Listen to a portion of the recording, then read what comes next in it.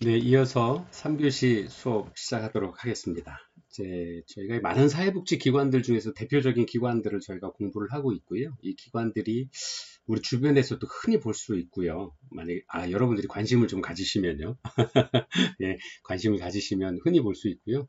우리가 흔히 아는 만큼 보인다라고 우스갯소리처럼 하시는 것처럼 여러분들이 관심을 가지고 지역사회 주변을 좀 둘러보시면 법정 단체들이 사회복지와 관련된 지역사회복지와 관련된 활동을 하는 프로그램을 운영하고 있는 기관들이 많이 찾아볼 수 있습니다. 근데 이제 일상에 바빠서 많이 못 보시게 되는 경우들이 있어서 좀 안타깝긴 합니다만, 그런 부분들이 있다라는 것들을 설명을 드리고 있습니다. 그래서 처음으로 이제 사회복지관, 그게 뭐 이제 종합사회복지관에서 규모에 따라 종합사회복지관 아니면 사회복지관으로도 이야기를 한다라는 것들.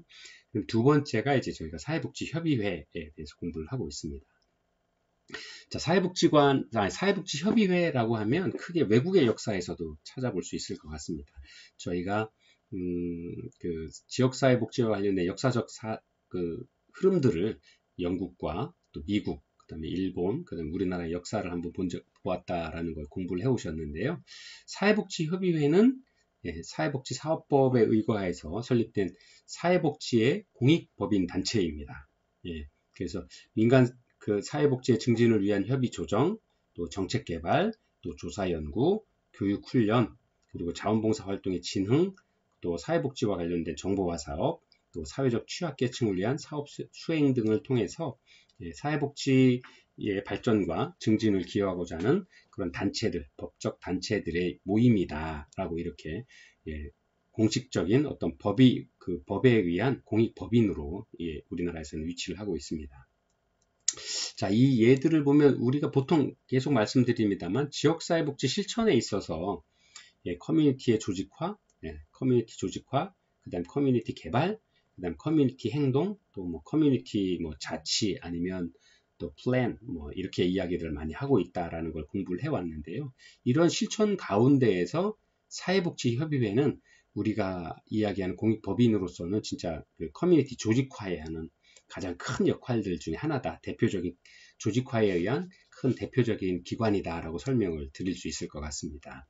그래서 현대적인 사회복지의 그 발전 배경에 있어서 우리가 영국과 미국에서 사례에서 보았던 자선조직협회 COS의 활동들이 바로 많은 자선을 하고 있는 많은 그 개인이나 단체들의 어떤 조교단체들을 포함해서 단체들의 모임들을 개별적으로 중복돼서 서비스 되는 부분들을 하나로 조정하고 필요한 서비스들을 효과적으로 효율적으로 주기 위해서 자선조직협회가 만들어졌다라는 걸 역사적인 배경을 알 수 있는데요. 이러한 그 배경을 통해서 보았어도 그 커뮤니티들을 조직화할 필요가 있다. 그 커뮤니티를 조직화했던 첫 번째 시도가 바로 COS 자선조직협회다라고 말씀을 드릴 수 있을 것 같습니다. 우리나라에서도 이런 사회사업과 관련된 연합단체로서 나중에 공익법인으로까지 발전을 합니다만 이런 단체들이 바로 시작이 사회복지협의회였다라고 볼 수 있을 것 같습니다.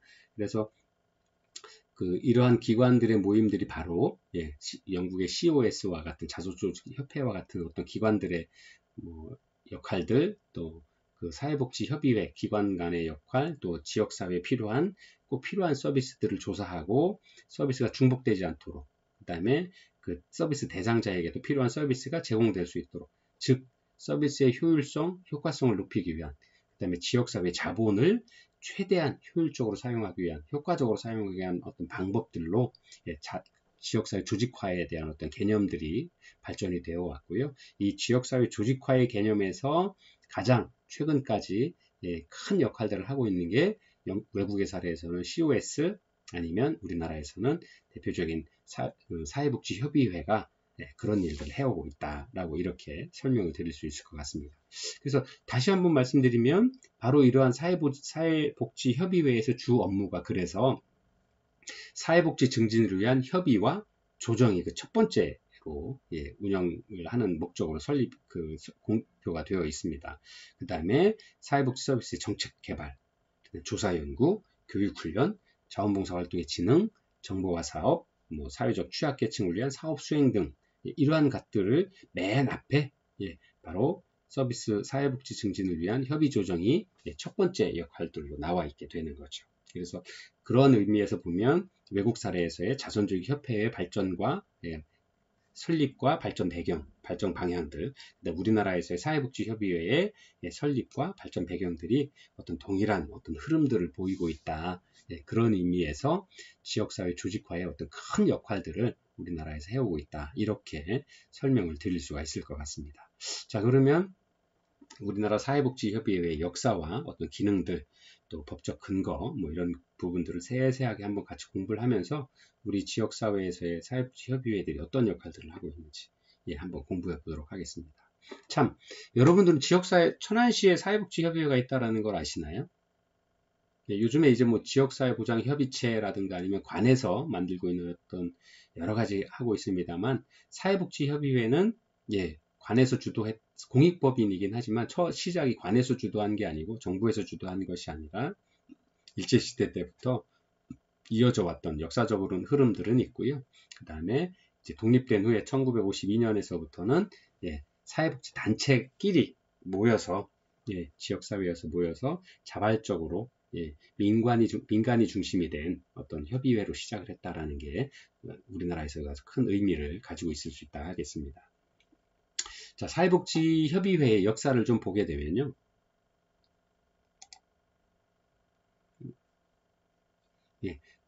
우리나라에서 사회사업연합단체로서 최초로 등장한 것은 1921년에 조선사회사업연구회였다라고 합니다. 그래서 이러한 그 1921년에 그 사업연구회가 28년에는 조선사회사업협회로 개칭을 해서 하게 되고요. 1929년에는 재단법인으로 설립이 돼서 운영이 되기 시작을 합니다. 근데 아무래도 이 시기에는 이제 일제 강점기 시대였고 또 그 후에도 여러 가지 명칭을 바꿔가면서 뭐 일본의 어떤 정책의 흐름의 병현화에 따라서 우리나라에서도 여러 흐름들이 보이긴 합니다만 역사적으로 의미가 있지는 않고요. 그래서 대개 일제가 패망하고 우리나라의 독립이 돌아오게 되면서 그런 활동들이 좀 많이 희박해지고 그런 상황들을 보입니다. 그래서 실제로 이제 좀 역사를 좀 본다라면 우리나라가 독립을 한 이후에로 좀 주로 의미를 가질 수 있다라고 설명을 드릴 수 있는데요. 현재 그 한국사회복지협의회는 1952년 2월에 전쟁 중이었죠. 한국사회사업연합회로 시작이 되었습니다. 물론 이 시기에 많은 그 어려운 전쟁 시기였기 때문에 어려운 상황이 되어 수밖에 없었고요. 또 어려운 상황임에도 불구하고 그 이웃들을 돕기 위한 활동들은 지속적으로 이어져 왔습니다. 그래서 이렇게 이어져 왔던 기관 단체들이 한국사회사업연합회라는 것들을 시작을 하게 되었고요. 1961년 6월에 16개 사회복지 단체를 연합해서 처음으로 사단법인 한국사회복지사업연합회로 개칭이 되어서 출발을 하게 되었습니다. 그래서 1970년 5월에 사회복지법인 한국사회복지협의회를 변경해서 오늘까지 이루어 오고 있습니다. 그래서 1965년 8월에 재단법인이었던 아까 말씀드렸던 조선사회사업연합회의 자녀재산인 서대문구 대연동에 소재한 부동산 토지 11,405평을 연합회가 기증받도록 한국사회사업연합회가 기증받도록 보사부 장관의 허가를 받아서 계속 이렇게 지속적으로 발전되어 오긴 어떤 토대를 마련을 해왔다라고 이렇게 알 수 있을 것 같습니다. 자, 두 번째는 법적 근거입니다. 1983년 5월에 사회복지사업법이 개정됩니다. 그 개정된 사회복지사업법 제24조에 사회복지협의회 규정을 신설을 하게 되었습니다. 그래서 즉 사회복지에 관한 조사연구와 각종 복지사업을 조성하기 위하여 한국사회복지협의회를 둔다고 규정하여서 함으로 인해서 드디어 법적 공익법정단체 그러니까 공익법인으로 설립할 수 있는 어떤 근거를 마련을 하게 되었습니다. 그 다음에 1998년 7월에 사회복지사업법 개정 제33조의 전국 단위의 한국사회복지협의회와 시도 단위의 시도 사회복지협의회를 규정하도록 신설을 해서 법적 근거를 마련을 했죠. 그래서 아까 여쭤봤죠. 천안시의 지자체에도 사회복지협의회가 있느냐라고 여쭤봤잖아요. 이런 법적인 어떤 근거에 의해서 천안의 지역사회에 근거를 둔 많은 사회복지법인들의 연합해서 어떤 공식적인 어떤 채널을 만든 게 있는데, 그게 바로 한 시도 사회복지사 연합회, 도 단위에서 있는 것들, 시 단위에서 있는 것들을 해서 천안시에서는 천안시 사회복지협의회가 존재하고 있습니다. 이 법적 근거에 의해서요. 물론 천안시에 있고, 이제 또 충남도에서는 충남도 단위의 사회복지협의회가 운영이 되고 있고요. 또 중앙협의회, 한국사회복지협의회, 서울 공덕동에 마포 쪽에 한국사회복지협의회가 사무실을 가지고 있습니다. 그래서 전국 단위의, 그 다음에 행정구역별로 도 단위의, 그 다음에 다시 그 산하의 시 단위의 어떤 사회복지협의회들을 운영을 해오고 있다. 그리고 이러한 법적 근거를 가지고 있다. 할 수 있고요. 그 다음에 2003년 7월에 사회복지사업법 개정에 필요한 경우에 시, 군구 단위의 사회복지협의회를 둘 수 있도록 규정해서 신설하고 법적 근거를 가질 수 있도록 하였습니다. 그래서 이러한 법적 근거를 가지고 사회복지협의회가 운영되고 있다라는 것들 알 수 있게 되었습니다. 그 다음에 이 세 번째로 사회복지협의회의 목적 및 기능입니다. 사회복지사업법 제33조에 상세하게 설명이 되어 있는데요. 여러분들 교재에도 상세하게 설명이 되어 있습니다. 한번 같이 보면서 공부하도록 하겠습니다. 사회복지협의회의 근거 법령이 되는 사회복지사업법 제33조에는 사회복지협의회의 업무를 다음에 4가지로 제시하고 있다.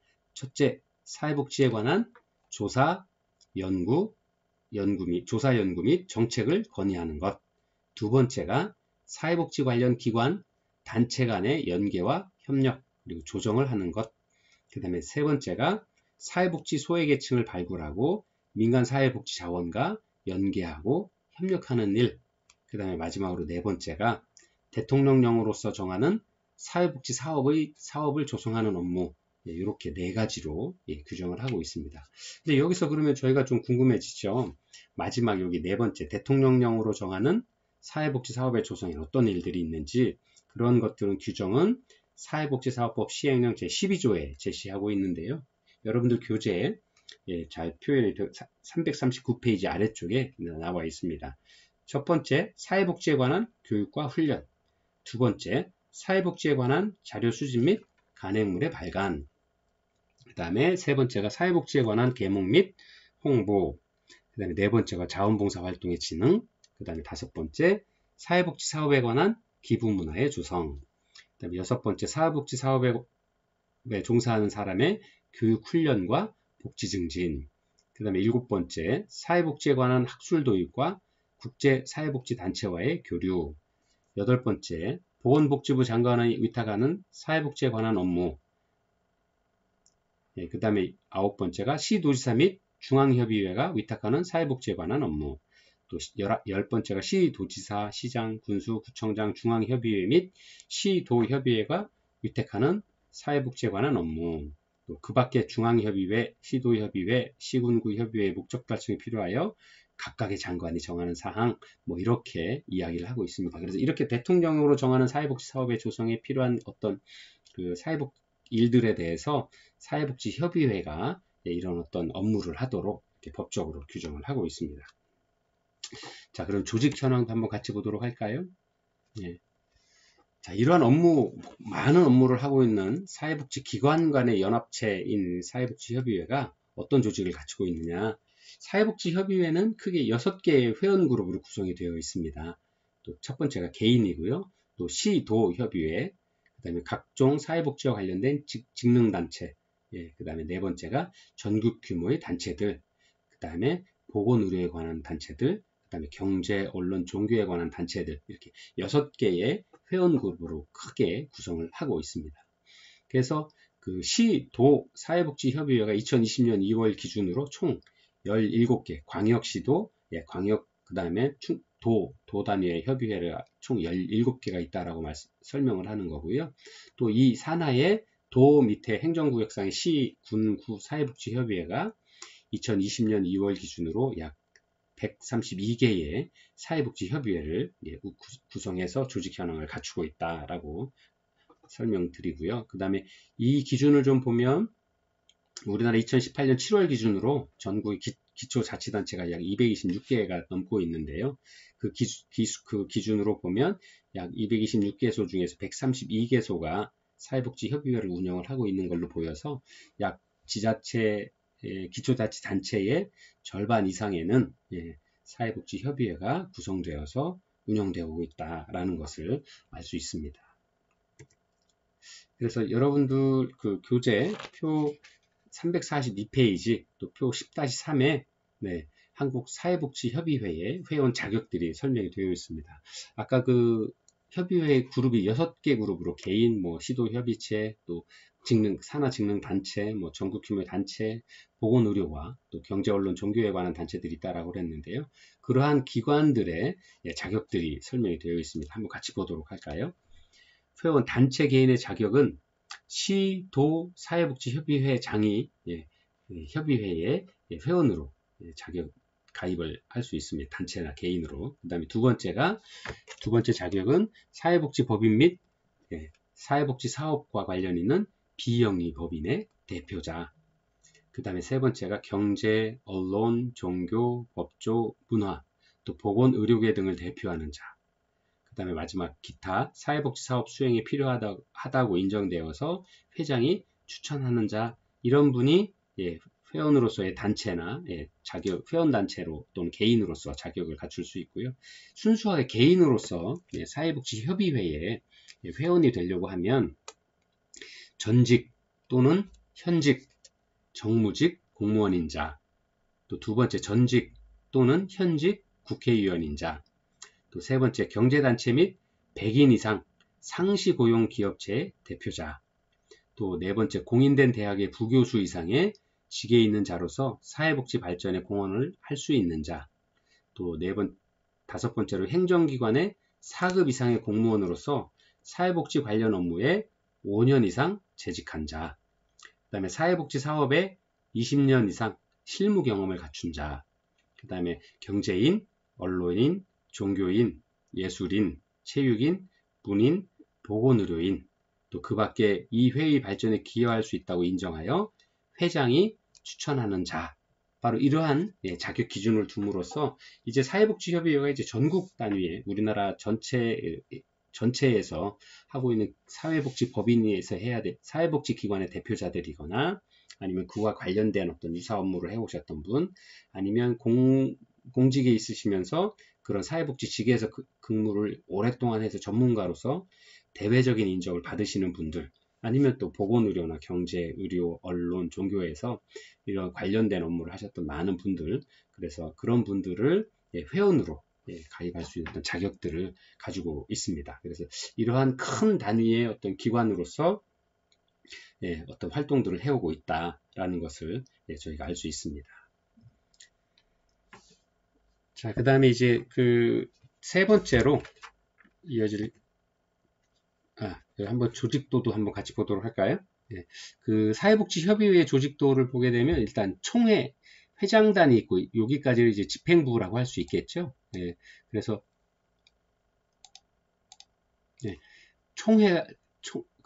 회의의 전체적인 어떤 의견들을 모으는 일은 총회에서 또는 이사회에서 아니면 회장단 회의에서 어떤 의사결정들을 이루게 되고요. 실제로 이제 요 밑에서부터 회장위에서부터 실무 책임자들이라고 할 수 있겠는데, 이제 회를 대표하는 회장님이 계시고요. 이 회장님과 함께 명예회장이나 고문님들이 계셔서 어떤 의사 진행이나 회의 진행에 도움을 주실 수 있죠. 그 다음에 감사 직책을 두고 있고요. 또 전문위원회를 두고 있습니다. 아까 말씀드린 사회복지협의회의 고유 업무를 하기 위한 어떤 전문위원회를 두고 있습니다. 편집위원회, 시설발전위원회, 조직홍보위원회, 정책개발위원회, 민간복지 전달체계위원회 이렇게 두고 있고요. 자, 이제 상근부회장 계시네요. 여기서 진짜 냉정하게 따져보면 실제적으로 여기 상근부회장님서부터가 실제 늘 그 복지협의회의 사무실에서 근무하면서 업무를 하시는 실무자다라고 설명을 드릴 수 있겠죠. 그래서 상근 부회장이 계시고 이 부회장 밑에 사회복지연구평가원, 시설평가단, 뭐 정책연구실, 뭐 시설평가실, 뭐 이렇게 평가원을 두고 있고, 그 이외에 복지사업본부, 나눔사업본부, 또 예하의 여러 가지 사무국을 두고서 실제 일들을 진행을 해오고 있습니다. 참고로 제 아이가 이제 대학교 4학년인데, 둘째 아이가 서울에서 공부를 하고 있습니다만, 요번에 휴학을 하고 인턴을 신청을 했어요. 그래서 제가, 야, 그러면 사회복지협의회에 좀 해보면 어떻게, 저희 아이는 이제 사회사업에 관한 일들을 공부를 하고 있어서, 그래서 인턴을 신청을 해보고 휴학을 하고, 코로나기이기 때문에 휴학을 하고 쉬고 싶다 그래서, 그럼 여기에 인턴을 한번 해보면 어떻겠느냐 그랬더니, 다행스럽게도 사회복지협의회 인턴으로 지금 채용이 돼서 올해 8월까지 근무를 하고 할 겁니다. 그래서 올해 3월에 인턴에 채용이 돼서 8월까지 6개월간 인턴으로 근무를 하게 돼서 여러 가지 일들을 좀 배우고 있고요. 또 저희 학교의 교수님들도 간혹 올라가시는 일이 계신데, 저희 딸을 좀 보고 오셨다라고 말씀을 좀 하셔서, 저도 저희 아이가 좀 잘 좀 적응을 하고, 또 인턴으로서의 좋은 경험을, 또 사회사업과 관련된 일을 하는 전공자로서 좋은 경험들을 좀 가지게 되지 않았나 생각을 합니다. 그래서 이러한 사회복지협의회가 많은 일들을 하고 있고, 사회복지와 관련된 민간단체들, 또 현재 운영되고 있는 많은 기관들끼리 연합회에서 어떤 일들을 하는지, 또 조직은 어떻게 갖춰져 있는지를 함께 공부를 해보았습니다.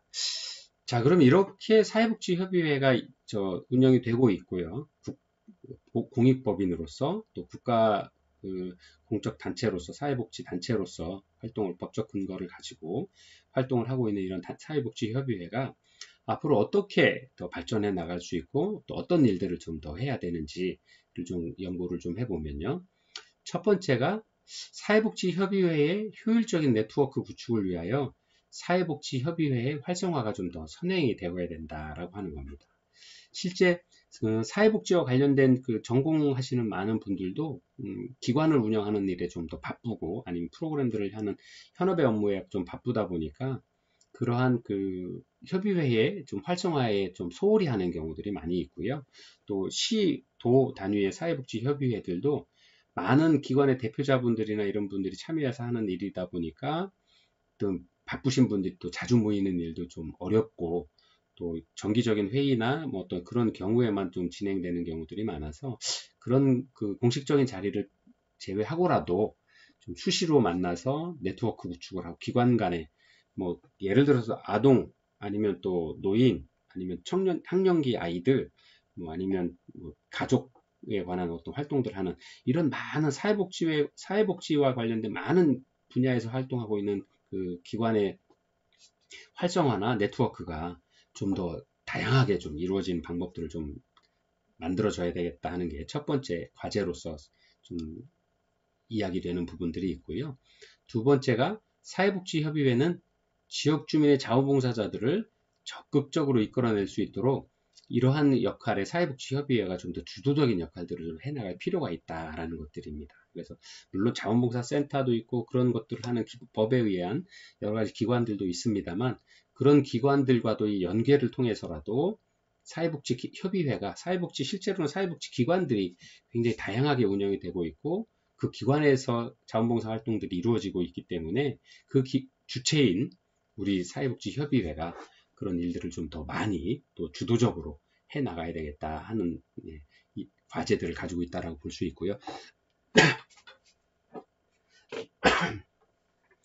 죄송합니다.